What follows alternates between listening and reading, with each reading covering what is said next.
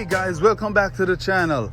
Today we're going to be doing an engine wash of a Mercedes we have here. I know we have been reviewing this 2013 Mercedes C180 on the channel, and we'll be doing a lot of videos on it, so just stay tuned for most of the videos. But look on the engine bay of this car, man. It's dirty. You see it's all filthy around these ends. It's been a while since I've given it an engine wash, so it is very dirty. Now I'm going to walk you through the process of giving your car an engine wash, and it's a very inexpensive way of getting it done, and we're going to ensure that you use the right procedure in doing this task. Now the first thing we're going to need for this video is a garden hose. Now you can use a pressure washer, but I wouldn't recommend it because it can cause damage to the car's electrical components, so we prefer to use just a basic garden hose. We're going to also be using a purple power. As you see, it's an industrial strength one, cleaner and degreaser, so this is very good in terms of lifting the dust and grime off the car. We need is foiling paper. This is a regular cooking foiling paper that you use. We're going to use these to cover all the electrical components on the car. Now we see very intricate components like the fuse box. It's already covered, so you don't have to worry about covering that, but we have connection here to the brake fluid, so we have to ensure that is covered. We also have some electrical connections here, and this is a breathable hose, so we're going to cover that because we don't want water going up into the engine. And also we're going to put some tape up here to prevent water from going here to the engine.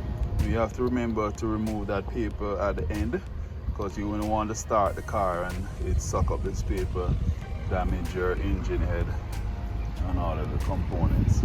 We have some other electrical components that we need to cover here.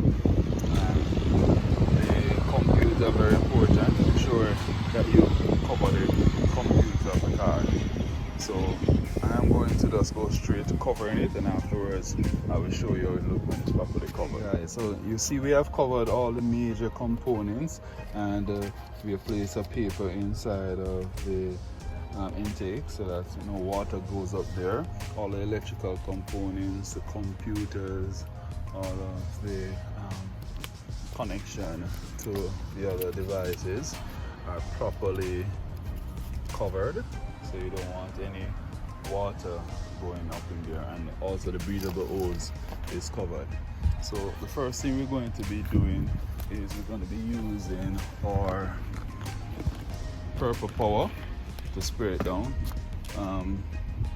Normally I would wet it, but for this video I'm just going to leave it dry and apply the purple power, and this helps in the lifting of the dirt from the engine, and you don't want it to touch your paint because these tend to stain the paint, and you might have to use like a polisher or other form of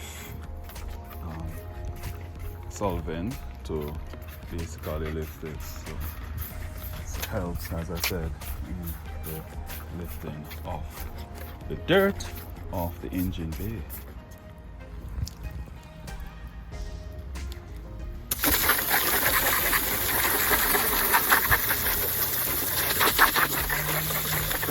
We just use the garden hose now to basically wash off the engine, and we try not to use the power washer mainly because it's a little bit too aggressive, especially around like the fuse area, and some of those places you don't want to use like a pressure hose to wash those.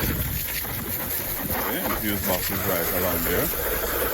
Try not to concentrate the water on these parts, just remove the dirt and move along.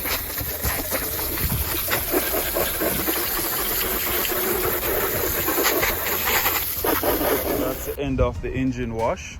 As you see that the engine bay is nice and clean. Now we have removed all of those dirt, and we have used a garden hose to wash off the